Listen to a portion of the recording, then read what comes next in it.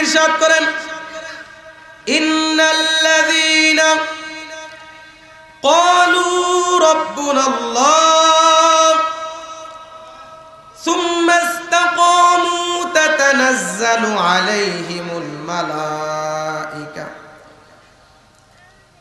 আল্লা তাখাফু ওয়া লা তাহজানু ওয়া আবশিরু বিল জান্নাহ সুবহানাল্লাহ আল্লাতী কুনতুম তুআদুন সুবহানাল্লাহ।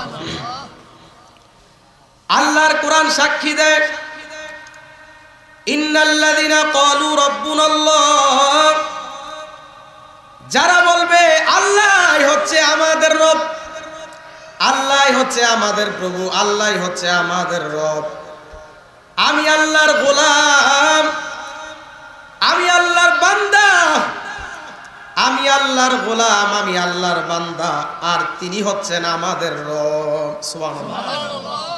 আল্লাহ বলে এই সাক্ষ্য যেই ব্যক্তি দিবে আল্লাহ আমি আল্লাহই তার রব, সুম্মা ইসতাকামু, আমি আল্লাহই তার রব, আমার আদেশ এবং নিষেধ যারা মান্য করবে, মান্য করে, সুম্মা ইসতাকামু, যারা ইস্তেকামাত থাকবে, অটল থাকবে, আমি আল্লাহ কি আদেশ করেছি, আমি আল্লাহ কি নিষেধ করেছি, আমি আল্লাহ যেটা আদেশ করেছে সেটা আঁকড়ায় ধরছে, আমি আল্লাহ যেটা নিষেধ করেছি সে সেটা থেকে দূরে আছে, আমার আল্লাহ তাআলার বিধানের উপরে ইস্তেকামাত আছে।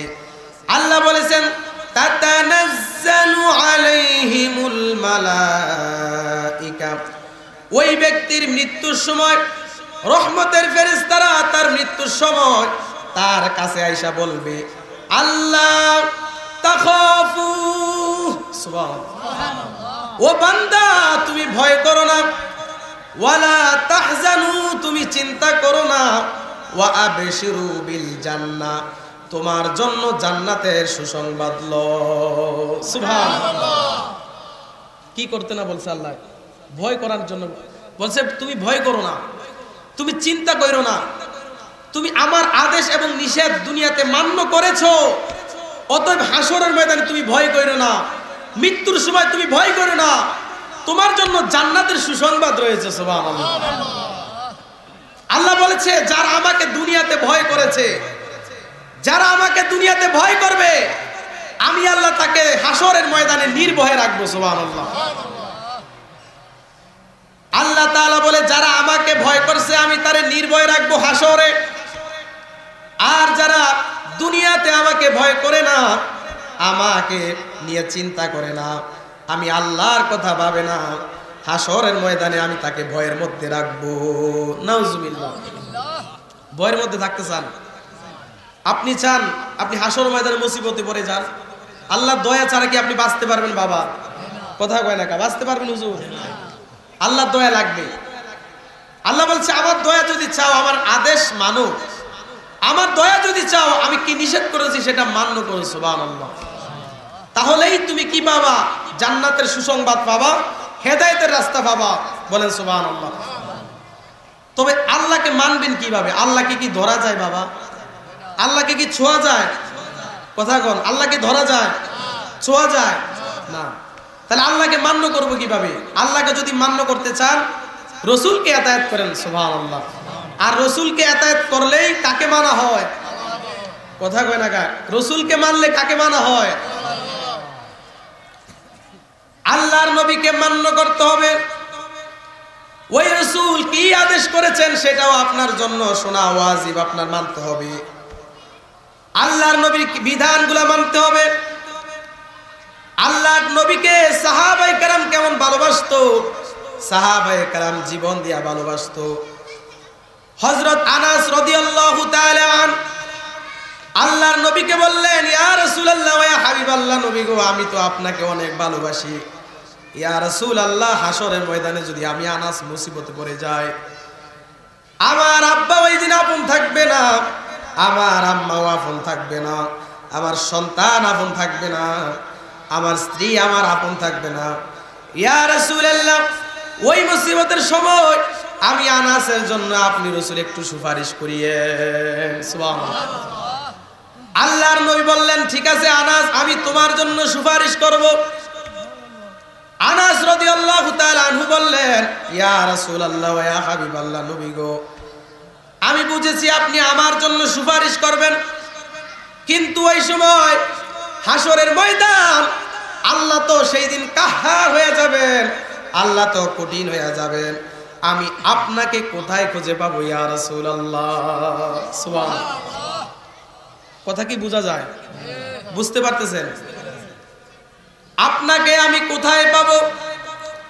আল্লাহর নবী বলছেন, আনাস, ভয়ের কারণ নাই, চিন্তার কারণ নাই, তুমি যদি আমাকে কোথাও খুঁজে না পাও, সর্বপ্রথম চলে যাইবা মিজানের কাছে। বলেন সুবহানাল্লাহ। আনাস, তুমি যদি আমাকে না পাও, সর্বপ্রথম চলে যাইবা ফুলসিরাতের ফুলের কাছে। ওই ফুলসিরাতের ফুলের কাছে আমাকে তালাশ করবা, আমি রাসূলকে ওইখানে পেয়ে যাবা। বলেন সুবহানাল্লাহ।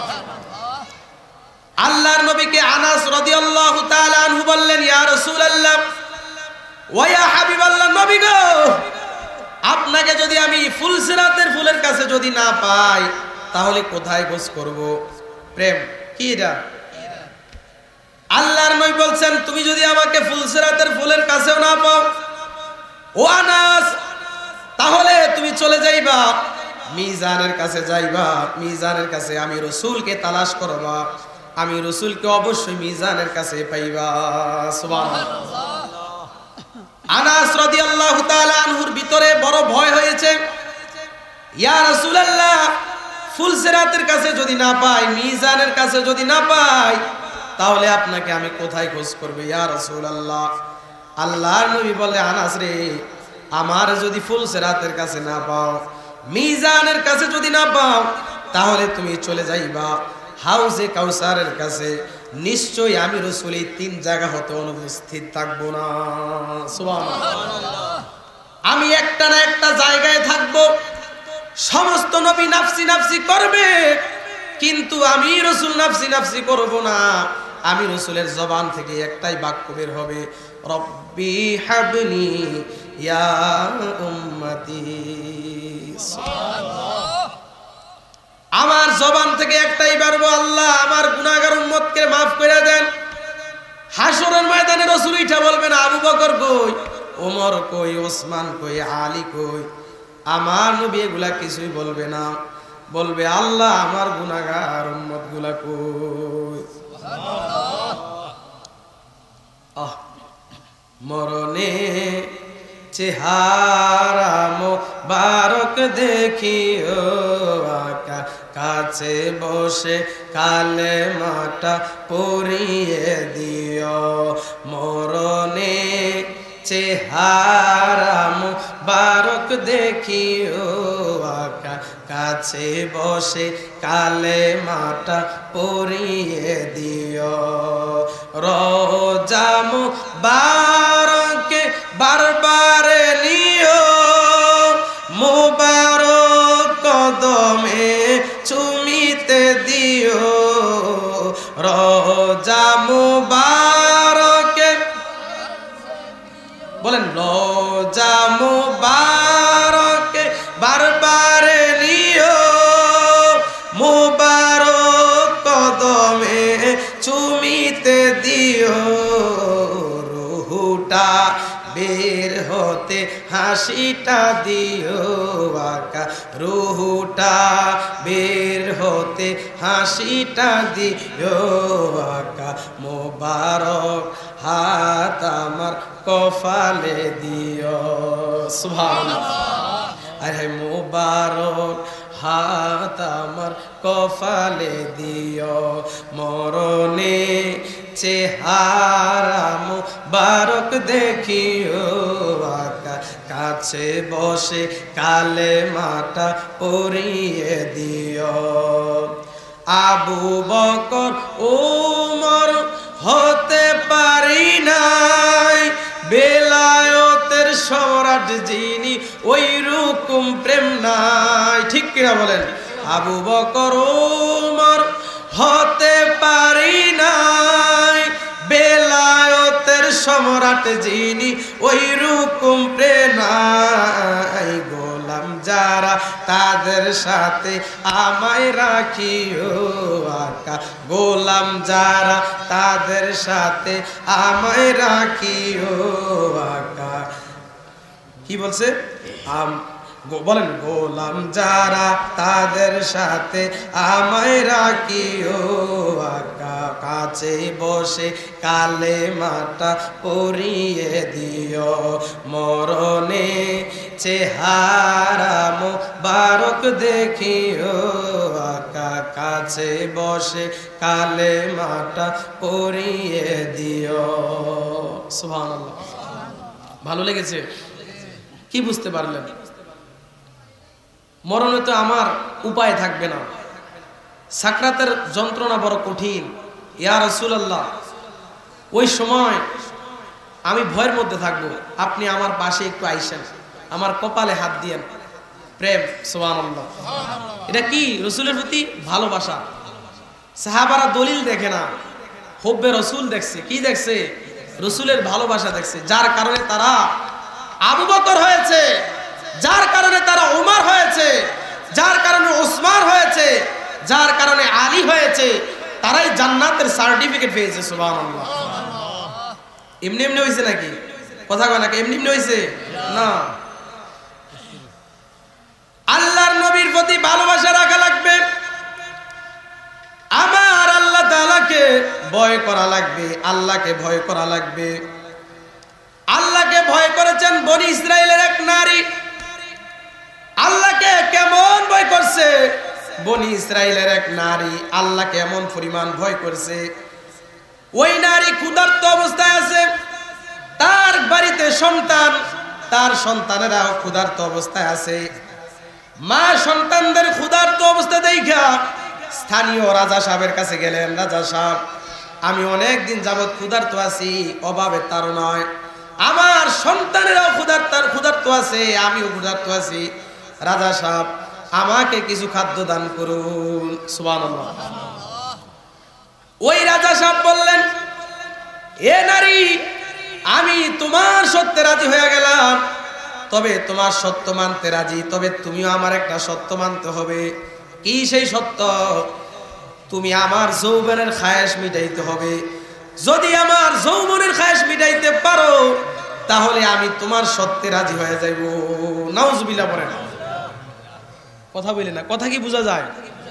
কি বলছে? যে তোমার সত্যে আমি রাজি, তুমি ক্ষুধার্ত আছো, আমি তোমাকে টাকা দিব, তবে তোমাকে খাদ্য দিব, তবে তুমি আমার যৌবনের খায়েশ মিটাইতে হবে। একা পাইছে। কি পাইছে? কথা কয় না, কি পাইছে? একা পাইছে। অসহায় তো, অসহায় একা পাইয়া এই কুপ্রস্তাব দিছে। ওনার দিকে কেউ তাকান না, আমার দিকে তাকান একটু। ওনার দিকে তাকান, আমার দিকে তাকান। কি বলতেছি সেটা শুনেন, কাজে লাগবে, অবশ্যই কাজে লাগবে। আল্লাহকে ভয় করলে, যারা আল্লাহকে ভয় করেছে, রসুল বলেছেন যে ভয় করে যদি মাছির মাথা পরিমাণ অশ্রু আল্লাহর জন্য বিসর্জন করে, জাহান্নামের আগুন তার জন্য হারাম হয়ে যায়। বলেন সুবহানাল্লাহ।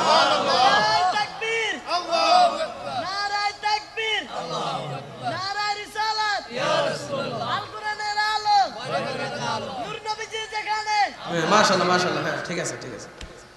জাহান্নামের আগুন তার জন্য কি হয়ে যায়? হারাম হয়ে যায়। আল্লাহর জন্য যদি একটু কান্না করে, মাছির বাঁধা পরিমাণ বিসর্জন করে অশ্রু, তার জন্য জাহান্নামের আগুন হারাম হয়ে যায়। আমার দিকে লক্ষ্য করুন। ওই নারীকে প্রস্তাব দিয়েছে, আবার পাল্টা প্রস্তাব দিল কে? রাজা সাহেব, যে তোমার সত্যে রাজি আছি, তবে তুমি আমার সত্য মানতে হবে, আমাকে আমার যৌবনের খায়েশ মিটাইতে হবে।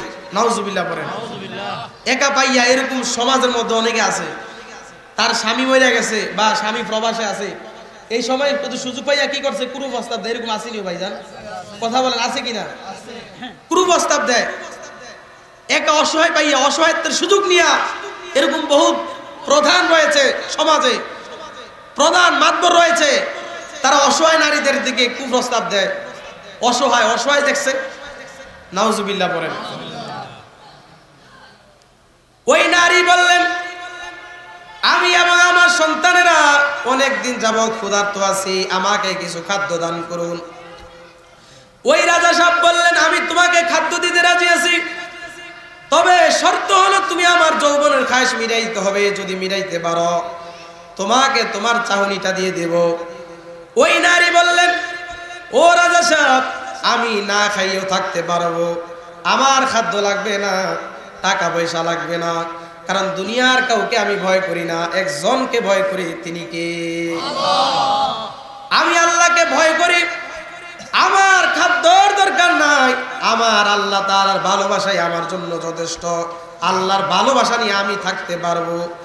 ওই নারী বাড়িতে ফিরে গেলেন। বাড়ির মধ্যে যাইয়ে দেখে তার সন্তানেরা কান্না করতেছে আর আশায় বসে আছে হয়তো আম্মা আমগোর জন্য কিছু আনবো, আম্মা কিছু আনলে আমরা খাবো। আর তার মা তার সন্তানদের এই অবস্থা দেখা ওই সন্তানরা বলছে, মা কিছু আনছেন নি আমাদের জন্য? ওই মা সন্তানদের কান্না দেখা সহ্য করতে পারে না। এটাই হচ্ছে মা জননী, ঠিক কিনা? কোন মা কি সহ্য করতে পারবো যে আমি যদি কই আম্মা গো ক্ষুধা জ্বালায় মরিয়া গেছি গো, কিছু দেন গো, পারবো? কথা এই যে কথা কোন না, পারবেনি। কোন মা সেটা সহ্য করতে পারবে না। সন্তানদের জ্বালা কোনো মা সহ্য করতে পারে না। আর মা তো ভালোবাসে নিঃস্বার্থে, সুবহানাল্লাহ। মার ভালোবাসার মধ্যে কোনো স্বার্থ আছে নাকি বাবা? পৃথিবীর সমস্ত ভালোবাসার মধ্যে স্বার্থ থাকতে পারে, কিন্তু আমার মার স্বার্থ ভালোবাসার মধ্যে কি নাই? স্বার্থ নাই। নিঃস্বার্থে সন্তানদেরকে ভালোবাসে মা, সুবহানাল্লাহ। নিঃস্বার্থে ভালোবাসে শুধু আমার মা, ভবে যার তুলনা নাই, সুবহানাল্লাহ।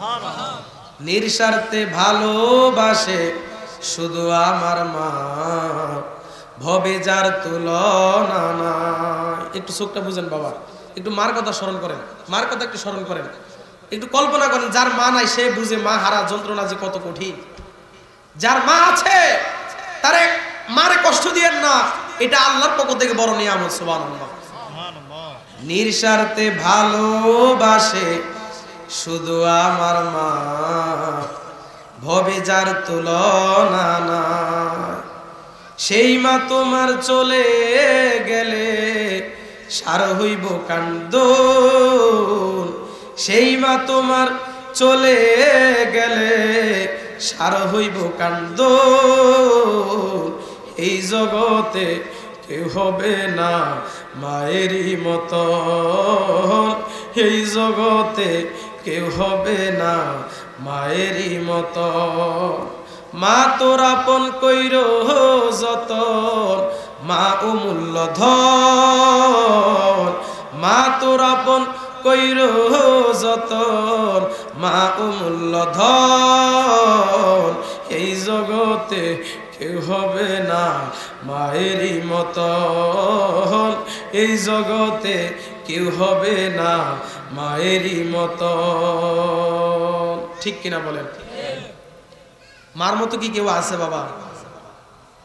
নিঃস্বার্থে ভালোবাসে। যারা কষ্ট দিয়ে ফেলছেন আজকে যাই মাফ চাইয়েন, দেখবেন এই মাহফিলটা সার্থক হবে। এই মাহফিলটা কি হবে? সার্থক হবে। এই মাহফিল তখনই সার্থক হয় যখন এখান থেকে কিছু ফায়দা নেওয়া যায়। কালকে আমি আলোচনা করছি বুয়ারি, এক ছেলে বলছে, হুজুর আমার বন্ধু মানুষে ও আমি শুয়ে ছিলাম, আপনারা মাইকের আওয়াজ হইন না, মানে আপনি কি যেন একটা বলছিলেন, হঠাৎ করে আমার ভিতরে আল্লাহর একটা ভয় জাগছে। চাইছিলাম এশার নামাজটা পড়তাম না, দৌড়াইয়া উঠতে যায় এশার নামাজটা পড়ছি, সুবহানাল্লাহ। তাহলে মাহফিলটা কইরা সার্থক হয়েছে। আমি বলছি যাক আমার মাহফিলটা করে আমি সার্থক হয়েছি, কারণ সে আমার আওয়াজটা শুনে আল্লাহ আমার কথার দ্বারা আমাকে একটু উসিলা হিসেবে আল্লাহ কবুল করছে, আল্লাহ তাকে হেদায়েত দিয়েছে, সুবহানাল্লাহ। ওই নারী আল্লাহকে ভয় করে, ওই নারী রাজা সাহেবকে বলে দিয়েছে, রাজা সাহেব আমি পৃথিবীর কোনো ব্যক্তিকে ভয় করি না, একজনকে ভয় করি, আমার আল্লাহ, সুবহানাল্লাহ। ওই নারী বাড়ি যাইয়া দেখছে তার সন্তানরা কান্না করে, আশা পোষণ করে আছে আম্মা খানা নিয়ে আসবে, আমরা খাবো। কিন্তু মার হাতে খানা না দেখা সন্তানরা হাউমাউ করে আরো বেশি করেছে, কান্না করা শুরু করলো। ওই সন্তানরা বলল, আম্মা কি ব্যাপার, আপনি খাদ্য আনেন না, আমাদের জন্য কেন খাদ্য আনেন না? মা সন্তানদের কান্না দেখে মা সহ্য করতে পারে না, মা হাউমাউ করে কান্না করে আর বলে, আল্লাহ গো আমাকে কি পরীক্ষার মধ্যে আপনি পালাইছেন, কি মানে পরীক্ষার মধ্যে আমাকে পালাইলেন, আয় আল্লাহ আমাকে কি পরীক্ষার মধ্যে ফালাইলেন। ওই রাজা সাহেব, ওই মহিলা, ওই সন্তানদের কান্না দেখা ওই মহিলা আবার রাজা সাহেবের কাছে গেছে। রাজা সাহেব গো, আমার সন্তানরা কান্না করতেছে, আমি মা হইয়া সন্তানদের কান্না দেখতে পারি না, আমি সহ্য করতে পারি না, আপনি আমাকে কিছু খাদ্য দেন। সুবহানাল্লাহ। ওই রাজা সাহেব তার অসহায়ত্বের সুযোগ নিয়ে আবার পূর্বের শর্ত বাইদা দিলেন, ঠিক আছে আমি তোমাকে খাদ্য দিব, কিন্তু পূর্বের শর্ত আমি বহাল রাখবো, আমি চাই তুমি আমার যৌবনের খায়েশ মিটাও, যদি মিটাইতে পারো তোমার চাহনি আমি তোমাকে দিয়ে দিব। নাউজুবিল্লাহ। দেখছেন কেমন প্রস্তাব। ওই মহিলা বলছে আমার সন্তানদের কষ্ট আমি সহ্য করতে পারি না, ঠিক আছে আমি আপনার শর্তে রাজি হইয়া গেলাম। নাউজুবিল্লাহ। ওই রাজা সাহেব, ওই মহিলা যখন ওই রাজা সাহেবের শর্তে রাজি হয়ে গেলেন, ওই রাজা সাহেব যখন মহিলাকে ধরতে যাবে, যখন তাকে ধরতে যাবে, ওই মহিলা থরথর করে কাঁপতে লাগলেন, যেন অঙ্গ প্রত্যঙ্গগুলা ঝরে পড়ে যাবে, পা গুলা কাঁপতেছে, শরীরটা কাঁপতেছে, এইভাবে কম্পন সৃষ্টি হয়েছে ওই মহিলার। ওই রাজা সাহেব বলছে কি ব্যাপার ও নারী, এই সময় তো তুমি খুশি হওয়ার কথা, কিন্তু তুমি কাঁপতেছে কেন, কাকে ভয় করো, কেউ তো এখানে আসবে না, আমি আর তুমি আছি। ওই নারী বললেন ঠিক আছে কেউ তো দেখতেছে না, আপনার ঘরের আশেপাশে কেউ আমাকে দেখে না, কোনো লোক নাই আপনার আমি, আপনি বলেন তো আল্লাহ সম্পর্কে আপনার কি অভিমত, আল্লাহও কি দেখে নাই? দেখছে? ওই নারী বলতেছেন পৃথিবীর কোনো মানুষ দেখে না, কিন্তু আল্লাহর সামনে আমি কি প্রুফে খারাপ আচরণ খারাপ কাজ করব? আমি তো সারা বছর সারাটা জিন্দেগি আল্লাহকে ভয় করে আসছি, আল্লাহর জন্য অনেক কিছু ত্যাগ করছি, এই মুহূর্তে আমার সন্তানদের কান্না দেখে আমি সহ্য করতে পারি না, এই জন্য খারাপ কাজে রাজি হয়েছি, কিন্তু ভয় করতেছি, কাঁপতেছি, একটাই ব্যাপার, আমি আল্লাহর দরবারে কি জবাব দিব? সুবহানাল্লাহ। বলেন তো বাবা, এই মুহূর্তে কি কেউ আল্লাহকে ভয় করে? ফেডের ক্ষুধায় মানুষ সুদ খেয়ে আলায়, ফেডের ক্ষুধায় মানুষ কি কয় পচা খাবারও খেয়ে ফেলে কিনা, কথা কয় না, ফেলে কিনা? পেটের ক্ষুধায় মানুষ অন্যায় কাজ করে ফেলে, পেটের ক্ষুধায় সুদ ঘুষ এগুলো খেয়ে ফেলে, যেগুলো হারাম, আল্লাহ নিষেধ করেছে, আল্লাহর নিষেধের কাজগুলো সে করে ফেলে যাতে ক্ষুধার কারণ হয়। কিন্তু এই নারী পেটে ক্ষুধা নিয়ে 4-5 দিন কিছু খায় না, এই ক্ষুধা নিয়ে সে আল্লাহকে ভয় করছে। সুবহানাল্লাহ। রাজা সাহেব তো অবাক হয়ে গেলেন, এই মহিলা কাঁপতেছে, এই মুহূর্তে তার পেটে ক্ষুধা, তার সন্তানের পেটে ক্ষুধা, সন্তানদের এই হালত দেখেও সে এত অবস্থায়ও সে আল্লাহকে ভয় করছে। কাকে ভয় করছে? রাজা সাহেব তো অস্থির হয়ে গেছে, রাজা সাহেব তো চিন্তায় পড়ে গেলেন, কি ব্যাপার, আমি এত বড় ধনী হইলাম, আল্লাহ আমাকে বিশাল অর্থ সম্পদের মালিক বানিয়েছে, কই আমি তো আমার মালিককে এইভাবে ভয় করলাম না। সুবহানাল্লাহ। দেখেন প্রেমটা কি, আল্লাহ কারে হেদায়েত করে বলা যায় না। ওই রাজা সাহেব বলছেন আল্লাহ তাআলা আমাকে অত অর্থ সম্পদ দান করছে, তারপরও আল্লাহকে আমি এত ভয় করি না। এ নারী, তুমি এমন কোন নারী আমার আল্লাহকে এই অবস্থায় ভয় করো? তোমার থেকে তো আমার আল্লাহকে বেশি ভয় করা দরকার। সুবহানাল্লাহ। ওই পুরুষ ওই নারীর ভয় দেখে আল্লাহর ভয় তার ভিতরে জাগছে। ওই পুরুষ বলতে লাগলেন আমি এই খারাপ কাজ থেকে ত্যাগ হইলাম, আমি আর খারাপ কাজ করব না, আজ থেকে আমি আল্লাহর বিধান মান্য করে চলবো। সুবহানাল্লাহ। এটাই কি এতক্ষণ ভয়টা দেখাইছে? আল্লাহ ওই রাজারে হেদায়েত করবে এই নারী দিয়া, আল্লাহ হেদায়েত করবে এই কারে দিয়া? নারী দিয়া। দেখছেন আল্লাহ কোন থেকে তাদেরকে ফিরে আনছে। ওই রাজা সাহেব ওই নারী যা চাইছে রাজা সাহেব তাকে তা দিয়ে বিদায় করে দিলেন, তার চেয়ে আরো বেশি কিছু দিয়ে বিদায় করলেন। হযরত মুসা আলাইহিস সালাতু ওয়াস সালামের যুগের এই ঘটনা, মুসা আলাইহিস সালাতু ওয়াস সালামকে আল্লাহ স্বপ্নে দেখাইছে, মুসা তুমি যাও আমার অমুক বান্দার কাছে যাও, তাকে খবর দিয়ে জানায় দাও আমি আল্লাহ তার সমস্ত জুনুব ক্ষমা কইরা দিছি। সুবহানাল্লাহ। ওই রাজা সাহেব মুসা আলাইহিস সালাতু, বনি ইসরাইলের ঘটনা, মুসা আলাইহিস সালাতু ওয়াস সালাম ওই রাজা সাহেবকে শোনাই দিছে, এই ব্যক্তি তুমি এমন কি আমল করেছো যে আমলের বদৌলতে আল্লাহ তোমার সমস্ত গুনাহ মাফ করে দিয়েছে। সুবহানাল্লাহ। ওই রাজা সাহেব বলছে, তাদের নবী তো, ওই রাজা সাহেব বলছে আমি তো এমন কোন আমল করি নাই, আমার জিন্দেগিতে কোনো আমল নাই, আমার জিন্দেগিতে আমি কোনো আমল করি নাই, তবে একটা আমল আছে। কয় কি সেই আমল? রাজা সাহেবের কাছে বিস্তারিত ঘটনা খুলে বললেন, আমি এই নারীকে মুক্ত করে দিয়েছি এই অবস্থা থেকে, হয়তো আল্লাহ এই কারণে আমার সমস্ত গুনাহ মাফ করে দিয়েছে। সুবহানাল্লাহ।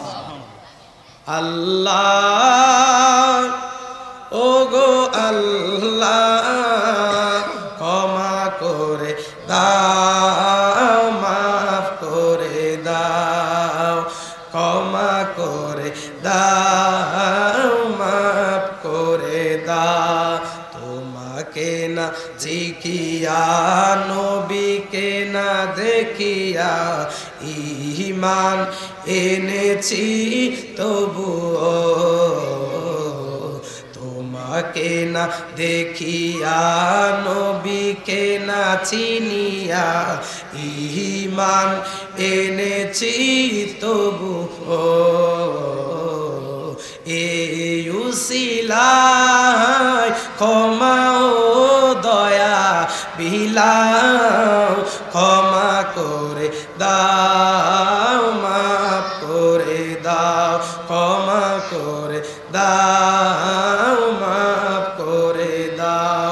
আল্লাহ ও গো আল্লাহ ক্ষমা করে দাও, মাফ করে দাও। আল্লাহ যদি ক্ষমা না করে উপায় নাই, উপায় নাই। হাসরের ময়দানে আমরা আজীবন শুনছি আল্লাহ রহমান, আল্লাহ গফফার, এই কথা শুনেছি। আরে আল্লাহ তো কহার হয়ে যাবে, কঠিন হয়ে যাবে হাসরের ময়দানে। এই জন্য আল্লাহকে বলছেন, আল্লাহকে বলবেন, আল্লাহ আমি আমলের বিনিময়ে জান্নাত চাই না, আমল দিয়ে জান্নাতে যেতে চাই না, আপনার দয়া রাসূলের শাফায়াত নিয়ে জান্নাতে যেতে চাই। সুবহানাল্লাহ। আজান দিয়েছে, আজান দিতেছে, আজান দেয় একটু দূর শরীফে। আল্লাহুম্মা সাল্লি আলা মাওলানা মুহাম্মদ ওয়া আলা আলি সাইয়্যিদিনা মন আমার কাদরে, দিল আমার কাদরে, যেতে সোনার মাদিনায়, ওই মদিনার পথের দুলি, ওই মদিনার পথের দুলি, মন জুড়ায় বেদনা, মন জুড়ায় বেদনা। আল্লাহুম্মা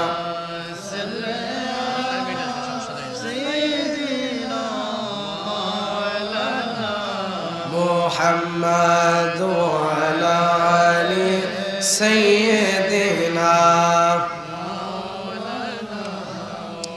তাহলে ওই আল্লাহকে ভয় করতে হবে। কাকে ভয় করতে হবে? আল্লাহকে। আল্লাহ বলছে যারা আমাকে ভয় করবে, খুব খেয়াল, চলে গেছে, হ্যাঁ বসে বসে। আল্লাহ বলছে যারা আমাকে ভয় করবে, এই দেখান, আমাকে ভয় করে আমার আদেশ এবং নিষেধ মান্য করবে, শুধু এতটুকু ভয় করবে, আল্লাহ কিভাবে দাঁড়াবো, আল্লাহর সামনে কেমনে দাঁড়াবো, কি নিয়ে দাঁড়াবো, এই ভয়গুলো যদি কেউ করতে পারে, আল্লাহ বলছে আমি তাকে জান্নাতান, 2টা জান্নাত দান করবো। সুবহানাল্লাহ। গভীর মনোযোগ। আল্লাহ তাআলা কোরআনুল কারীম ইরশাদ করেন, ওয়ালিমান খাফা মাকাম রাব্বিহি জান্নাতান।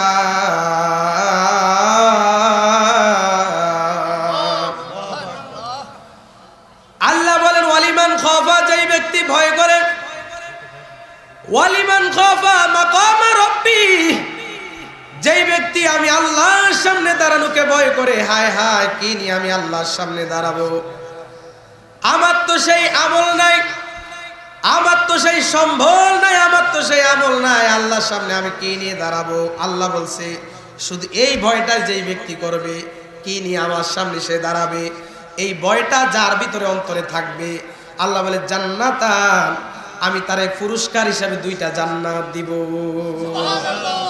ভয় করলেও সওয়াব, ভয় করলেও কি বাবা সওয়াব, ভয় করলেও আমল তো দূরের কথা। আল্লাহ বলছে একটু ভয় করবে যে কেমনে দাঁড়াবো, কি নিয়ে দাঁড়াবো, কি কইরাম, হায় হায়, এরকম আল্লাহর ভয়ে আতঙ্ক থাকলে আল্লাহ তারে 2টা জান্নাত দিয়াম। সুবহানাল্লাহ।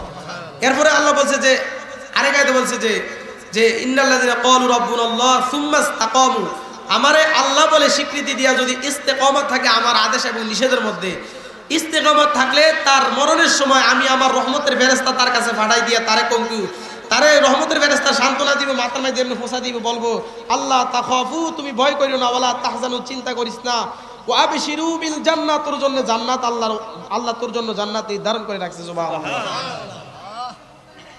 কত সুন্দর মরণ দেখছেন। আল্লাহ যাতে আমাদেরকে বুঝার তৌফিক দান করে, সকল বলে আমিন। আল্লাহ যাতে আল্লাহর বিধান মান্য করার তৌফিক দান করে, সকল বলে আমিন। ওয়াসসালামু আলাইকুম ওয়া রাহমাতুল্লাহি ওয়া বারাকাতুহু।